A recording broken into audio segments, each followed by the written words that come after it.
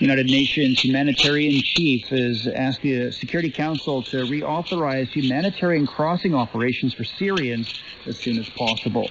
The current mandate for cross-border aid delivery expires on July 10th.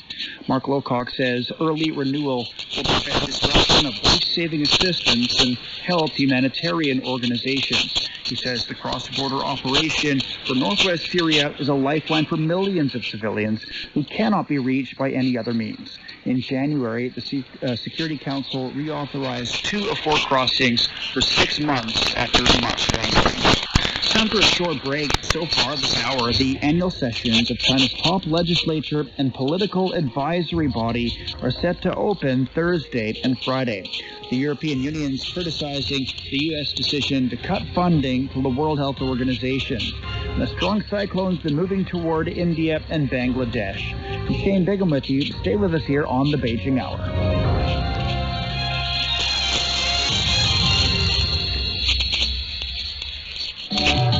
Want to know what's trending in China? China Plus News Facebook page helps you to discover the real China. From the latest news to quirky Chinese inventions, videos, photos, live streaming, and more. Join in the conversation today by searching for China Plus News on Facebook and discover its news, its people, its traditions, and culture. China Plus News Facebook page. Open your eyes to the real China. Examining the events that impact and shape China and the rest of the world. This is the Beijing Hour. 1 hour of news and information brought to you every weekday. Shane Bigham with you on this Wednesday morning. Still to come in business, Facebook is launching a shopping service on its platform. In sports, Man City's appeal of its European competition ban is going to be heard on June 8th. In entertainment, museums in Rome are starting to reopen. There are a number of ways to contact us. You can talk to us on Twitter at China Plus News or log on to Facebook, China Plus News, for more news, videos, and analysis.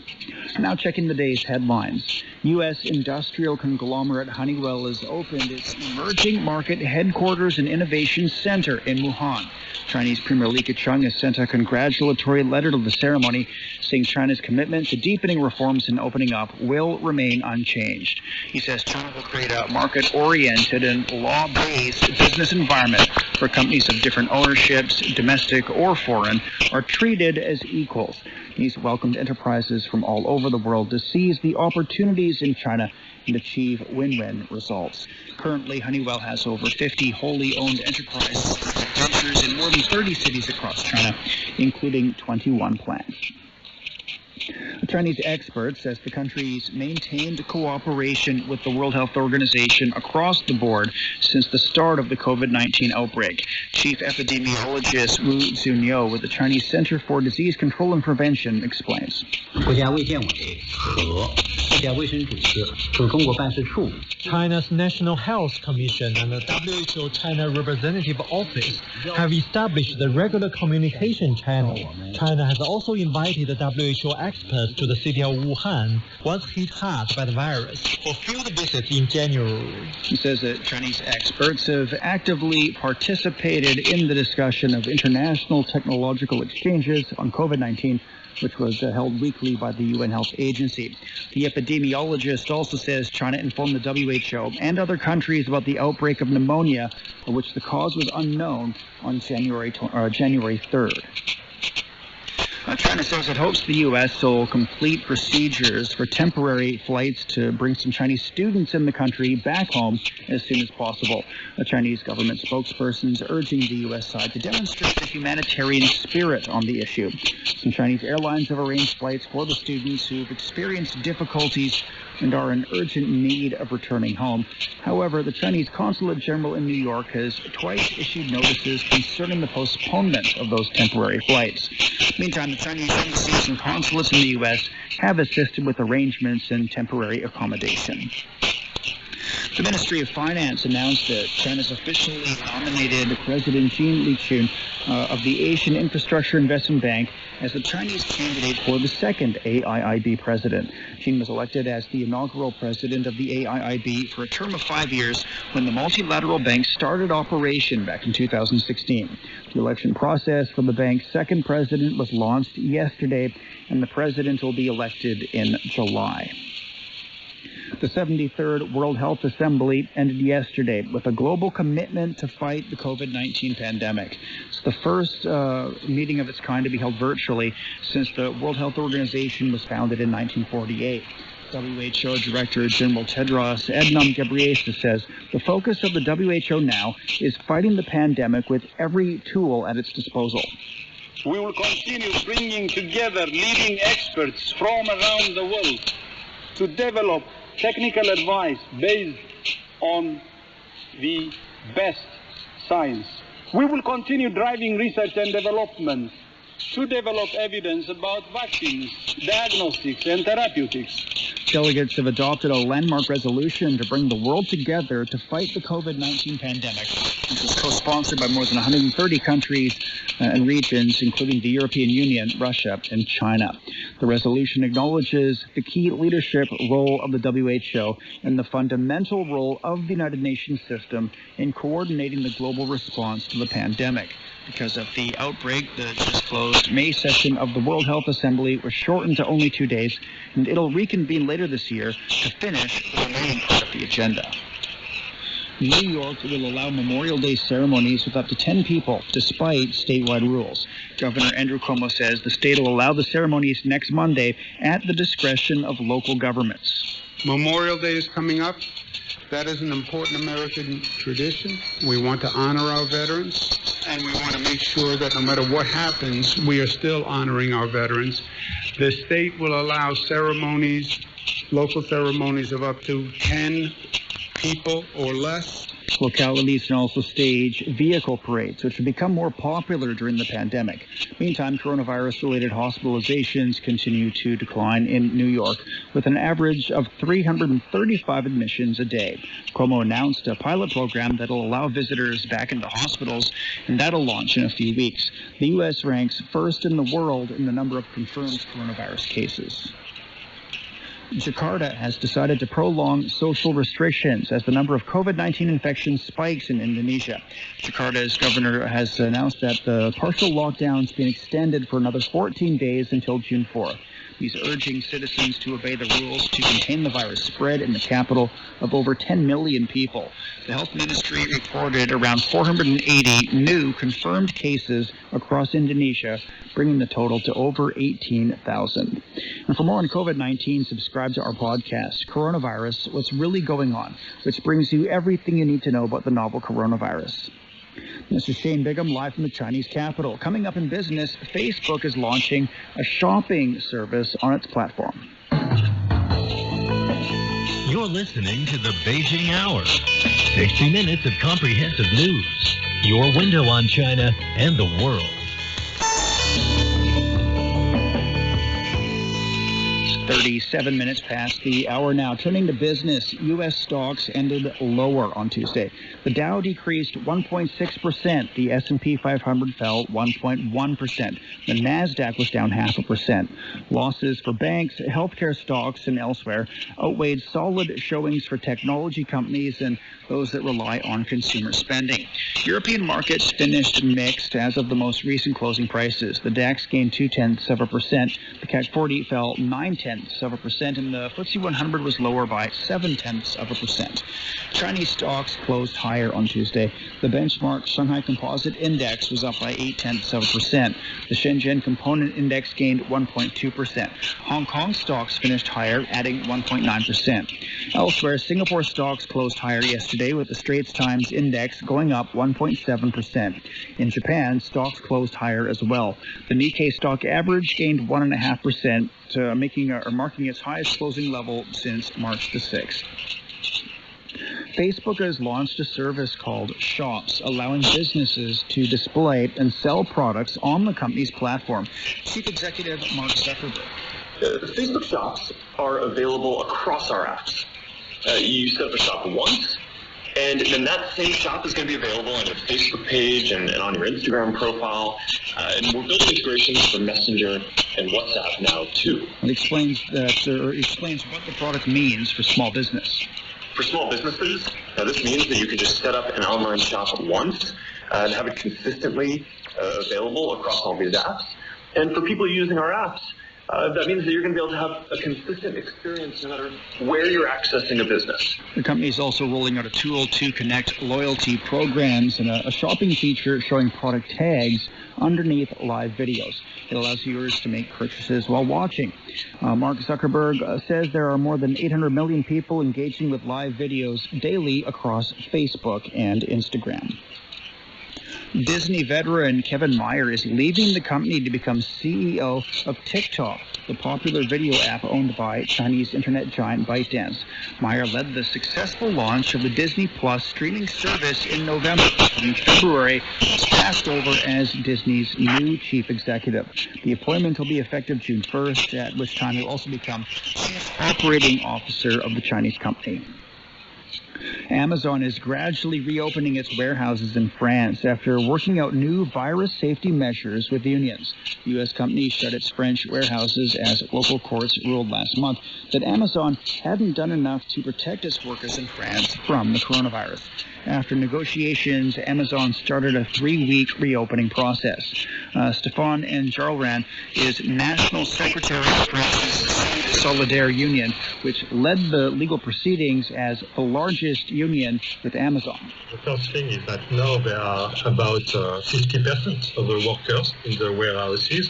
So Amazon has to change the logistic chain in the warehouses to put workers on key work posts and to think about redistribute, I would say, people along the chain. It remains unknown how much money the company lost as a result of the closures. It dominates the online delivery market in France with over 430 million euros in sales in 2018.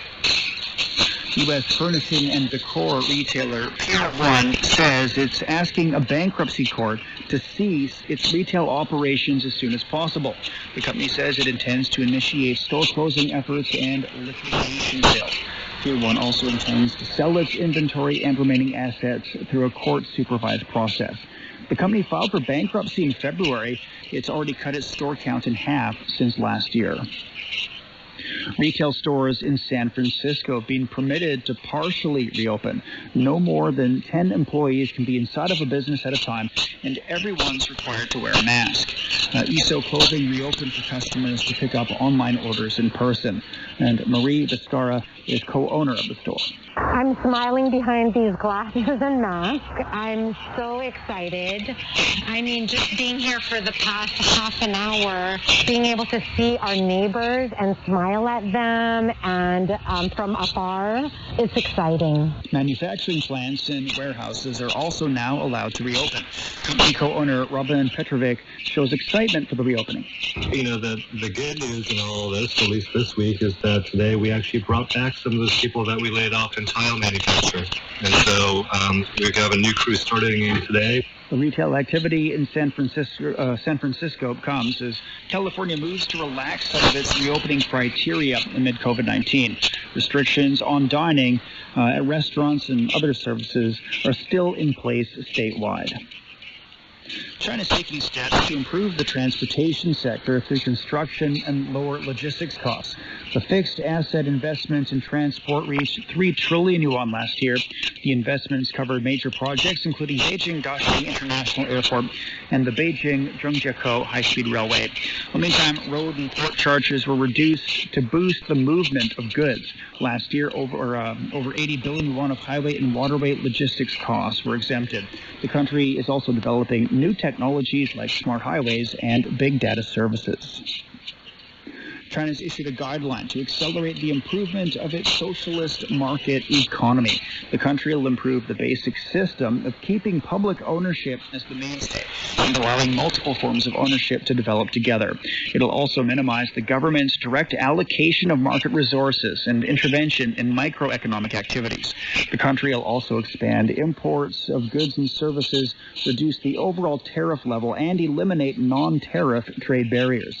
With more on this, Sui spoke to John Ross, Senior Fellow of the Cheongyang Institute of Financial Studies at Renmin University. So first of all, how do you see the timing and significance of this document? Well, it's obviously got a strategic significance and also a short-term one. The strategic significance, obviously, is China's got to prepare for recovery from the effects of COVID-19 in what is the most negative international economic situation since the Great Depression. So that's the key structural thing. In the more short term, because of 2 sessions of the Chinese Parliament and Chinese Consultative Conference, so therefore that'll be immediately. So those 2 factors in time. So what are being prioritized by the Chinese government to balance the role of the government and the market? Well, China's socialist market system consists of the fact that the government does not administer the economy. It doesn't try to attempt to micromanage parts of the economy, set prices and things like that. The government sets certain key macroeconomic parameters,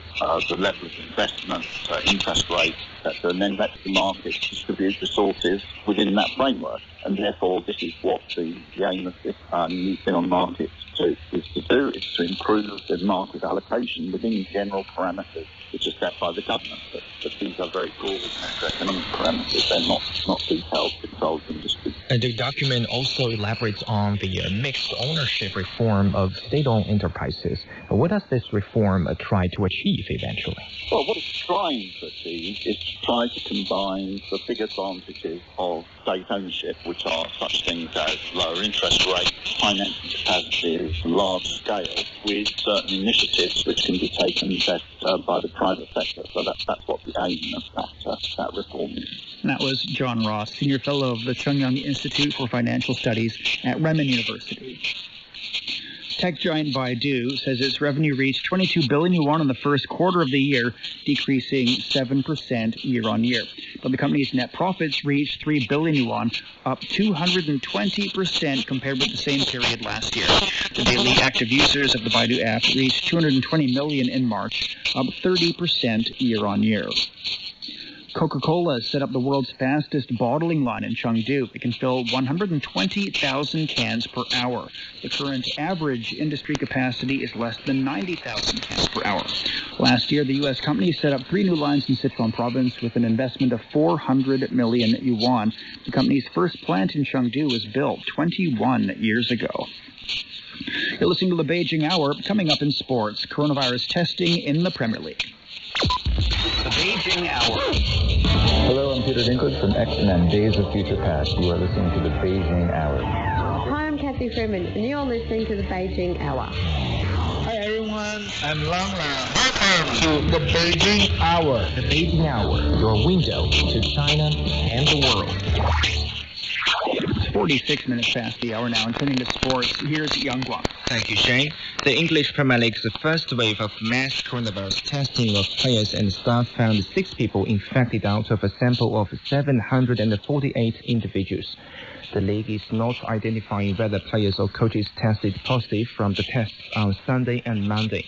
Socially distanced training sessions can now begin without involvement of 6 people with COVID-19 who have to self-isolate for 7 days. Clubs including Liverpool, Tottenham and Chelsea return to training on Tuesday. Premier League clubs will hold a conference call next week to discuss the protocols needed for contact training, which is currently not allowed. Manchester City's appeal against the 2-year ban from European club competition will begin on June 8th at the Court of Arbitration for Sport.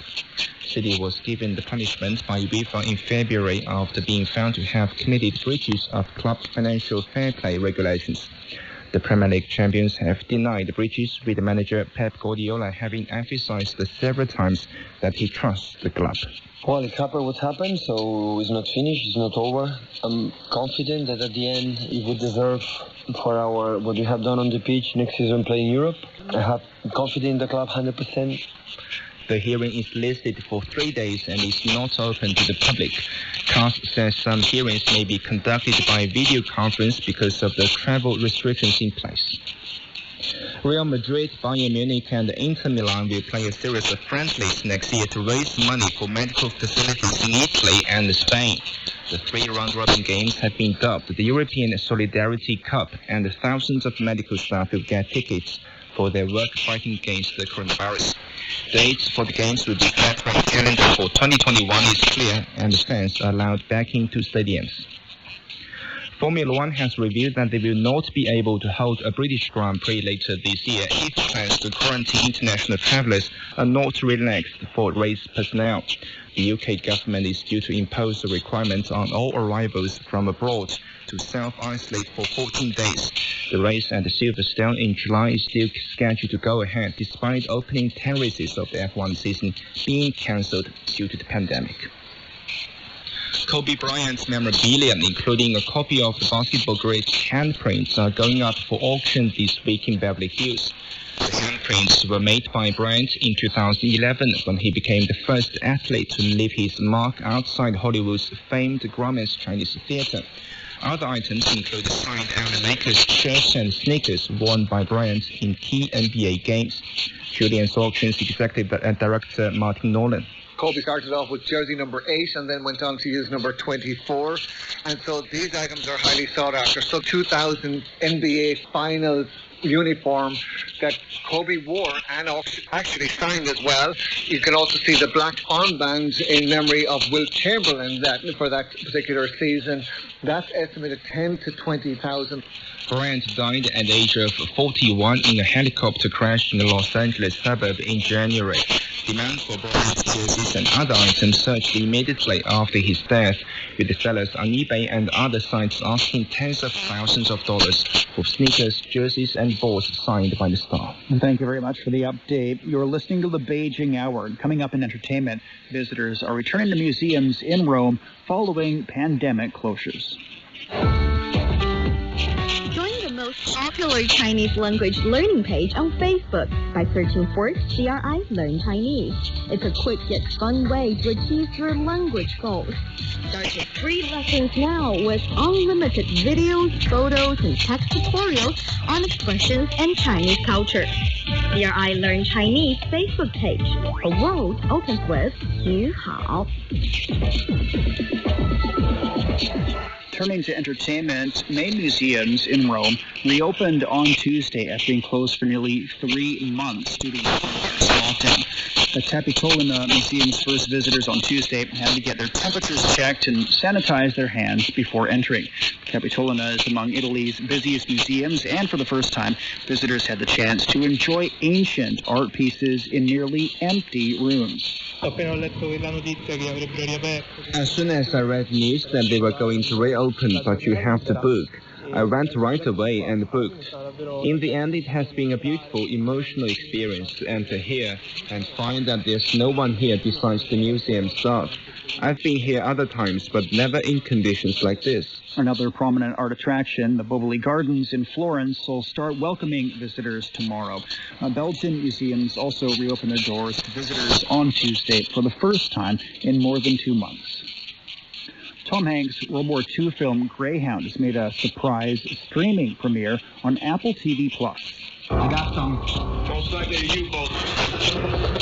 Directed by Aaron Schneider and based off a screenplay that was written by Hanks, the title was planned to hit theaters in June through Sony Pictures. It now becomes Hanks' first movie to get a streaming premiere on Apple TV's Plus's biggest that it gets so far. Greyhound stars Hanks as Ernest Krauss, a first-time captain who leads Allied ships across the Black Pit to the front lines of World War II, dodging Nazi U-boats along the way. The movie also features Elizabeth Shue, Stephen Graham, and Rob Morgan. A musical adapted from the Chinese folktale White Snake has made its debut on live streaming platform Youku. Love Forever is the first musical drama to premiere online in China. The musical was presented by the China National Opera and Dance Drama Theater. Divided into 4 acts, it tells a love story. Producers of the musical say the online premiere is set to be followed by a traditional performance tour. May 19th marks China's Tourism Day, the 10th year the special occasion comes as tourist sites in the country are gradually reopening amid the coronavirus pandemic. Visitors have also been offered discounts to tourist attractions. And Jing Siyan has more. More than 1 million free tickets are being given away to scenic spots in the cities of Chongqing and Chengdu to celebrate China Tourism Day. These include visits to Mount Emei and the Leshan Giant Buddha. Other tourist spots are offering perks in transportation and accommodation. This performance is from Yangzhou, Jiangsu province, which boasts of a rich heritage. The local government actively promotes local culture as a means to boost tourism. Meanwhile, in Guangdong, the first travel group has set out to destinations within the province. We have to wear masks and remember to wash hands. Being healthy is the most important thing, and health means everything. Travelers must take reservations in advance since tourist attractions cap the number of visitors that can enter daily. They must also present their health QR codes and undergo temperature checks at the entrances. They're required to wear masks and practice physical distancing. These measures are the new normal, helping to ensure everyone's enjoyment and safety. That was Jing Siyan reporting. Chinese fashion designer Zhou Li's made trendy silk masks embroidered with orchids, camellias, and Chinese characters symbolizing good luck. She says she believes there will be a long-term demand for masks to protect people's health amid ongoing concerns about the coronavirus. 口罩呢，首先呢，我特别关注的是它的面料。 First of all, I paid special attention to the fabric of the mask.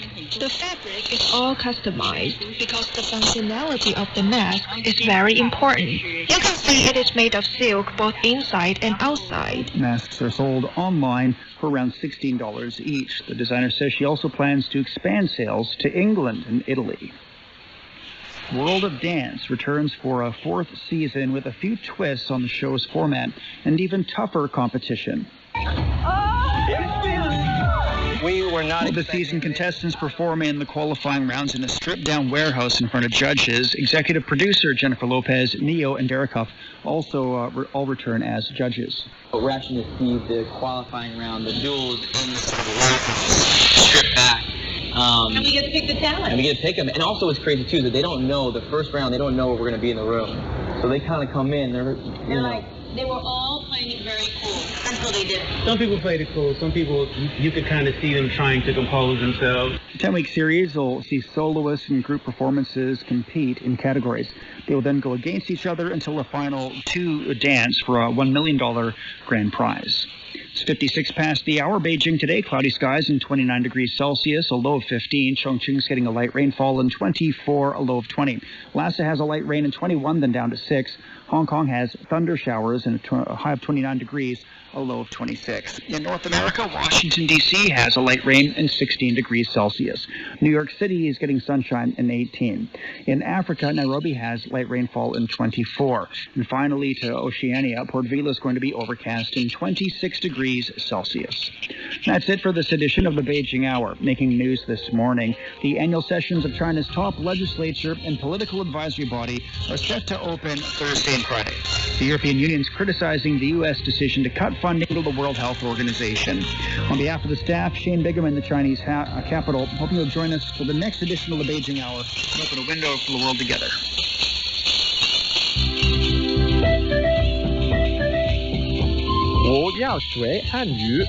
I want to learn Chinese.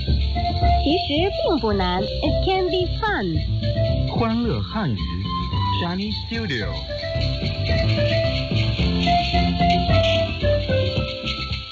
We're still in the market, and we're working on our skills. 我是亚杰. And 我是 Raymond. It's a battle between us and them. What's going to happen in this battle? Let's find out with some keywords of the day. Keywords of the day. Cheap. 便宜. Quality. 质量. Can you make it cheaper? 便宜点.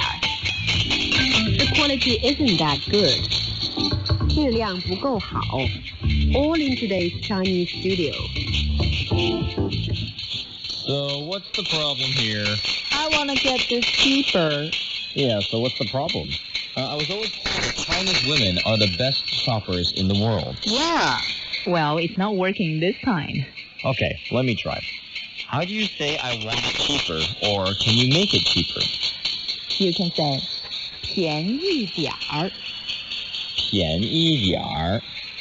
Cheap in Chinese is 便宜, the second tone and the fourth tone. 便宜.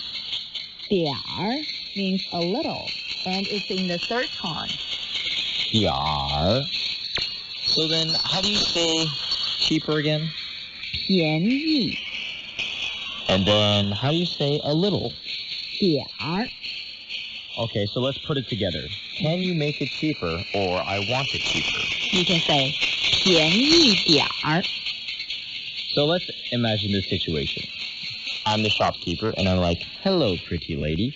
This scarf will cost you, low price, 1,000 kuai. Oh, that's too expensive. 太贵了. Can you make it cheaper? 便宜点儿. 便宜点儿. 便宜点儿.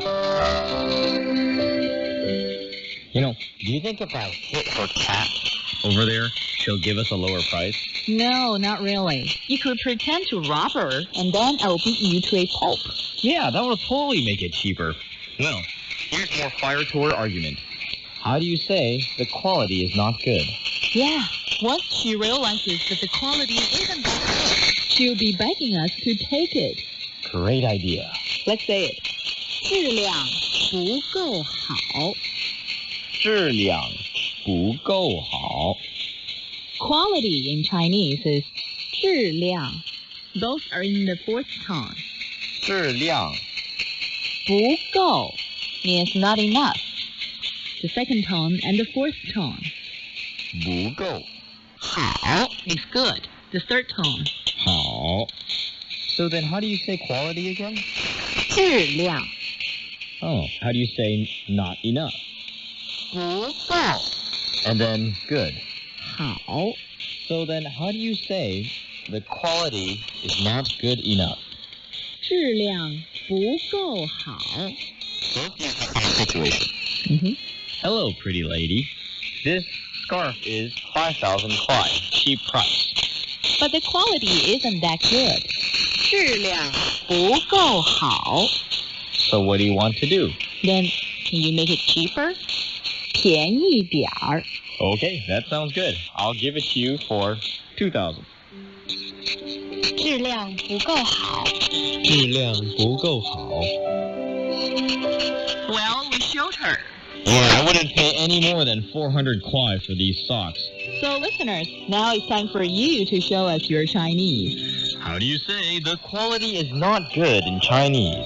Send the answer to Chinese at CRIFM.com and then check out CRIEnglish.com and click on Learn Chinese. 明天见. 明天见.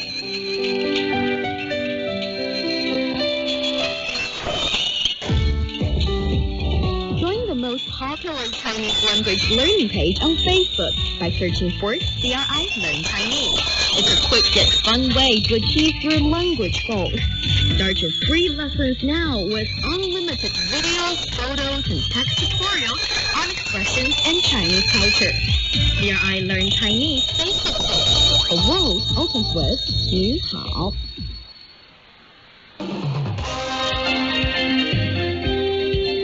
You're listening to China Plus Radio, connecting you with China and the world.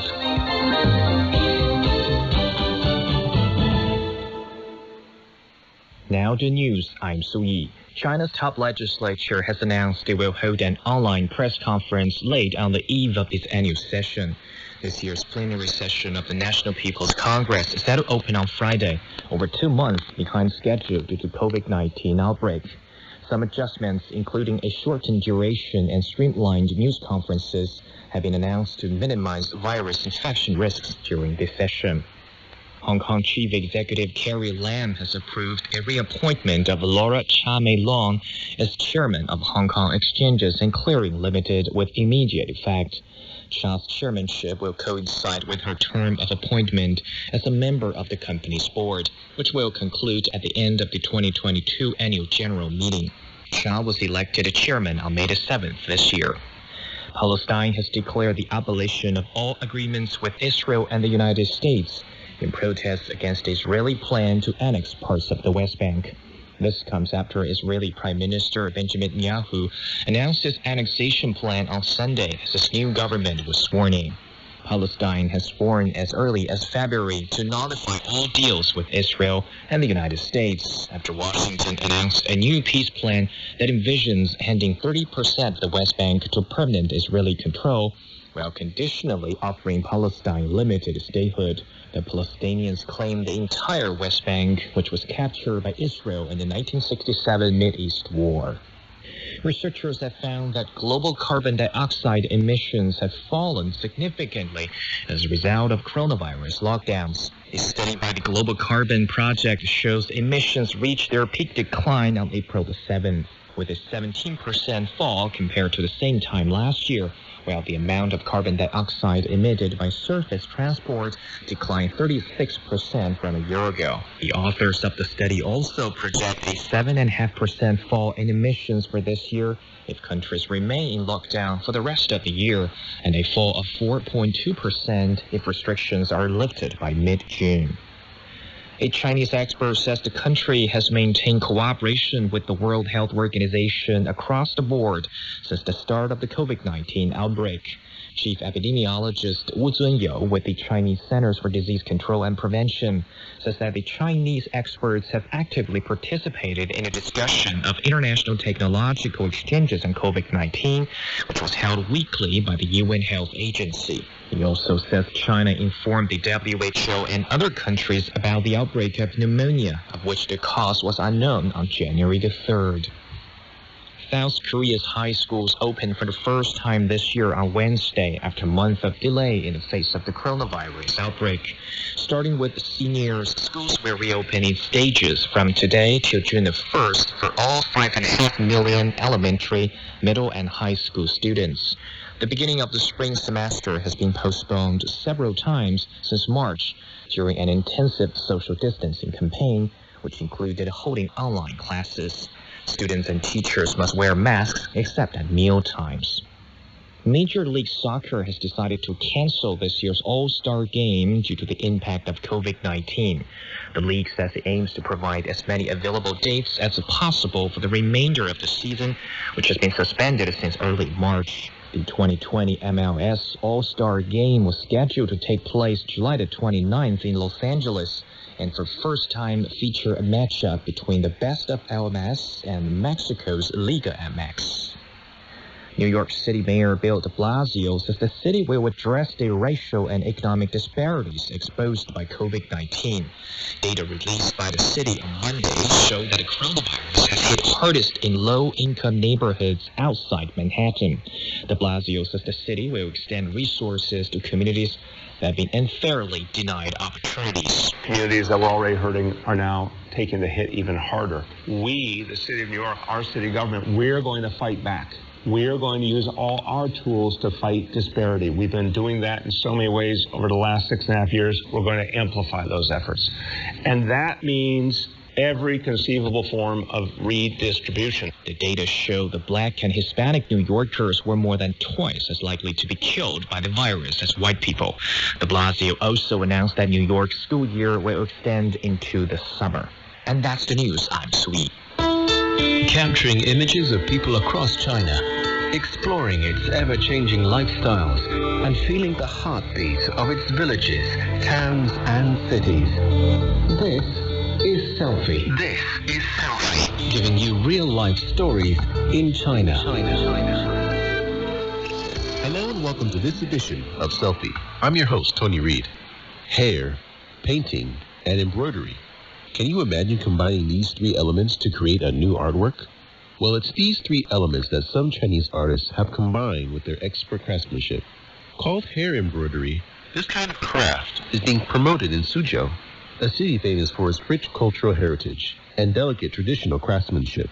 Now let's follow Wu Jia to the city and find out exactly what hair embroidery is. Suzhou Museum, in the center of the old town of Suzhou, is always packed with tourists and visitors during its opening hours. Tapping into the rich cultural heritage of the city, the various kinds of exhibitions in the museum are fascinating to people from home and abroad who want to find out about Suzhou's history and culture. In one of the exhibition halls, Nell Greenhouse from England is impressed with what she's seen.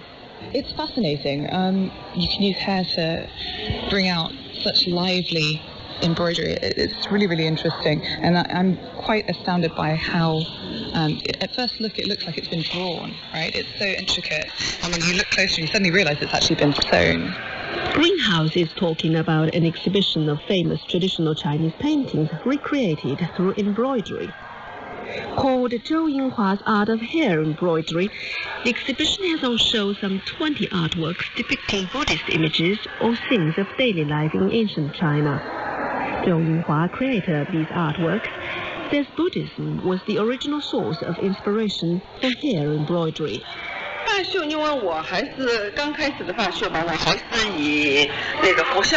the beginning, my hair embroidery works were all of Buddhist images. You know, originally, hair embroidery was connected with Buddhism. In ancient China, hair embroiderers were very pious about their work. Before they sat down and began to stitch, the embroiderers had to wash their hands and get the incense burning to show their respect to Buddha. Hair embroidery dates back about 1,300 years and originates from the Tang Dynasty. Then, women Buddhist believers used their hair to embroider Buddhist images to show their piety.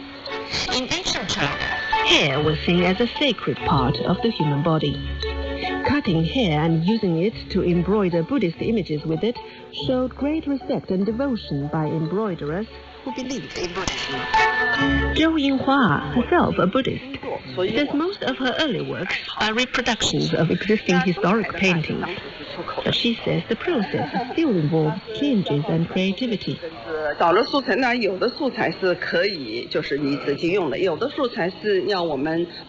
the source paintings we've discovered can be easily adapted to hair embroidery, but for others, we have to recreate their lines and patterns. Take this Bodhisattva Avalokiteshvara image, for example. We had to recreate the lines of the original painting. It's a color mirror of the Bahai Temple in Beijing. So the original painting was about color and had few sharp lines. When we embroidered this painting, we had to sketch the lines and then use hair to emulate the painting. It would be reasonable for a layman to ask whether the Bodhisattva image was done with ink and color or work embroidered with hair. Zhou emphatically allays this doubt and says the artwork is entirely made of hair. The whole picture was made with hair, and all of the hair in the picture is original, not dyed. For the whole picture, only the seal is in color. For the white robe worn by Bodhisattva, I used white hair. One of Zhou's masterpieces is a reproduction of the teachings of Vimalakirti, a very famous scroll created in the Song Dynasty some 800 years ago. The scroll depicts a Buddhist story celebrating the supremely wise layman Vimalakirti, who provided canonical proof that enlightenment and salvation were possible even for believers who remained outside the monastic orders. The scroll portrays Vimalakirti seated on a dais, preaching to his audience. He is depicted with the attributes of a traditional Confucian scholar: long beard, fly whisk, and armrest. Zhou Yinghua says her version of the picture expresses a three-dimensional effect using thick, thin, dark, light, straight, or curly hairs. This masterpiece won a Golden Prize in 2007 at a national competition held by the China Arts and Crafts Association.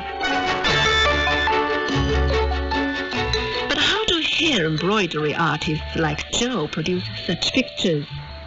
Zhou explains that most of the steps are similar to ordinary embroidery, which uses silk or other kinds of threads. But there are two major steps that differ from ordinary embroidery when hair is used. 第一个是头发，头发我们不是任何的头发都能做的。 The first step is to choose the hair. Not every kind of hair can be used in this embroidery. It must be from a young person and longer than 40 centimeters. It should be in its original state, not dyed. After we collect the hair, it will be processed. It must be steeped in egg whites for 2 hours. This allows us to extract the protein from the hair. Afterwards, we wash and clean the hair. Then we dye it according to the colors we need for the picture. Joe adds that the canvas for hair embroidery has to be specially made. 那么第二个呢，我们做那个上分甲。 The second step is to get the canvas ready and fix it in a standing frame. This step is the same as that in silk embroidery. But hair embroidery is more delicate than silk embroidery when it comes to drawing the draft sketches of the picture you want on the canvas before you embroider. So we must process the canvas using a special procedure in case the ink of the sketches on the canvas fades. When the canvas is ready, Jo says she will get down to drawing the sketches of the patterns she wants with a Chinese calligraphy brush. After that, the delicate embroidery begins and takes about a month, even for the smallest of pieces. Rolling, wrapping, cutting and connecting. In Joe's hands, the needle and hair become the ink and brush of an artist.